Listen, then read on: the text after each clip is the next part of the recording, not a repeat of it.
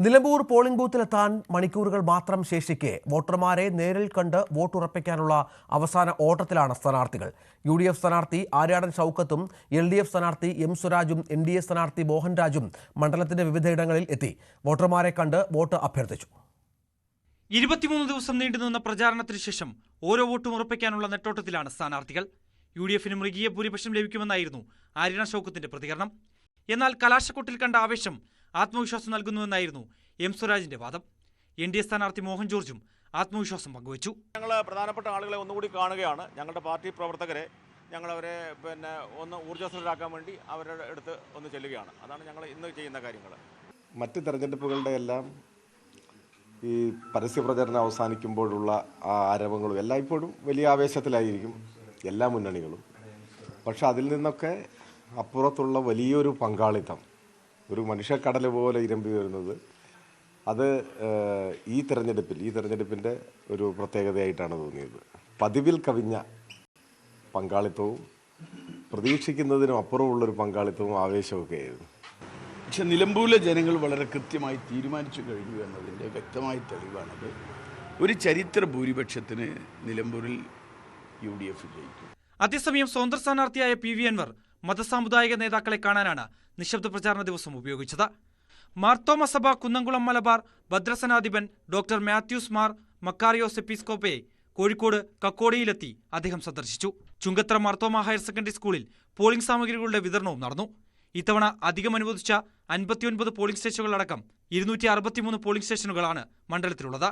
Reserve ഉൾപ്പെടെ 315 voting യന്ത്രങ്ങളും 341 VVPATകളും വോട്ടെടുപ്പിനായി സജ്ജമാക്കിയിട്ടുണ്ട്. ന്യൂസ് 18 നിലമ്പൂർ. അടിയന്തരാവസ്ഥ കാലത്ത് RSSും CPMും സഹകരിച്ചിരുന്നുവെന്ന MV ഗോവിന്ദന്റെ പരാമർശം നിലമ്പൂരിൽ ചർച്ചയാക്കി UDF. BJP വോട്ടുകൾക്ക് വേണ്ടിയുള്ള CPMന്റെ തന്ത്രമെന്നാണ് കോൺഗ്രസിന്റെ ആരോപണം. ജമാഅത്തെ ഇസ്ലാമി ബന്ധമുണ്ടാക്കിയ തിരിച്ചടി മറികടക്കാൻ അനാവശ്യ വിവാദം UDF ഉണ്ടാക്കുകയാണെന്ന് CPMും തിരിച്ചടിക്കുന്നു. ഒരു ദൃശ്യമാധ്യമത്തിന് നൽകിയ അഭിമുഖത്തിലാണ് അടിയന്തരാവസ്ഥ കാലത്തെ കൂട്ടുകെട്ടുകൾ MV ഗോവിന്ദൻ വിശദീകരിച്ചത്. RSS ഉൾപ്പെട്ട ജനതാ പാർട്ടിയുമായും അടിയന്തരാവസ്ഥ കാലത്ത് കൈകോർക്കേണ്ടി വന്നുവെന്ന് MV ഗോവിന്ദൻ പറയുന്നു. അതിൽ ഒന്നും ഒളിച്ചു വയ്ക്കാനില്ലെന്നും വിവാദമാകേണ്ട കാര്യമില്ലെന്നും MV ഗോവിന്ദൻ പറഞ്ഞെങ്കിലും നിലമ്പൂരിൽ ഏറ്റവും വലിയ ചർച്ചാ വിഷയമായി അവസാന മണിക്കൂറുകളിൽ ഇത് മാറുകയാണ്.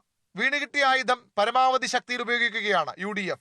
ഗോവിന്ദന്റേത് നാവുപിഴയല്ലെന്നും നിലമ്പൂരിലെ BJP അനുകൂല വോട്ടുകൾ സമാഹരിക്കാനുള്ള തന്ത്രപരമായ നീക്കമാണെന്നുമാണ് പ്രതിപക്ഷ നേതാവ് പറയുന്നത്.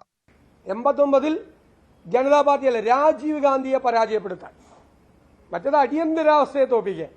89-ൽ അദ്വാനിയും അതുപോലെ വാജ്പേയിയും ജ്യോതി ബാസുവും EMS നമ്പൂതിരിപ്പാടും ഒരുമിച്ച് നിൽക്കുന്ന ചിത്രമാണിത്. ഒരുമിച്ച് നിൽക്കുന്ന ചിത്രം.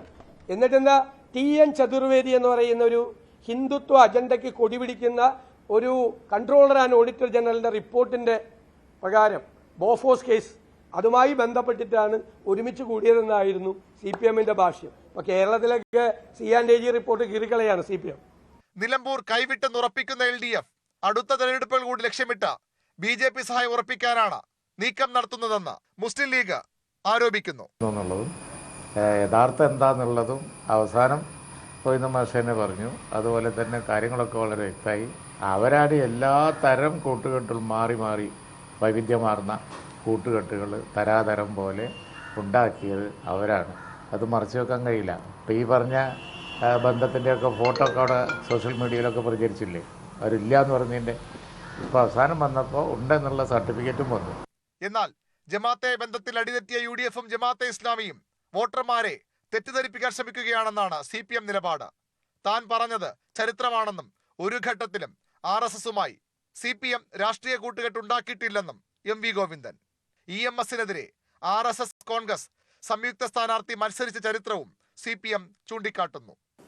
മാത്രമല്ല, ജനതാ പാർട്ടിയുമായിട്ട് ഐക്യമുന്നണി ഉണ്ടാക്കിയത് ഈ ഉൾപ്പെടെയുള്ള UDF ആണ്. 1980-ൽ അന്നാണ് രാജഗോപാലൻ മത്സരിച്ചത് കാസർഗോഡ്. രാജഗോപാലൻ.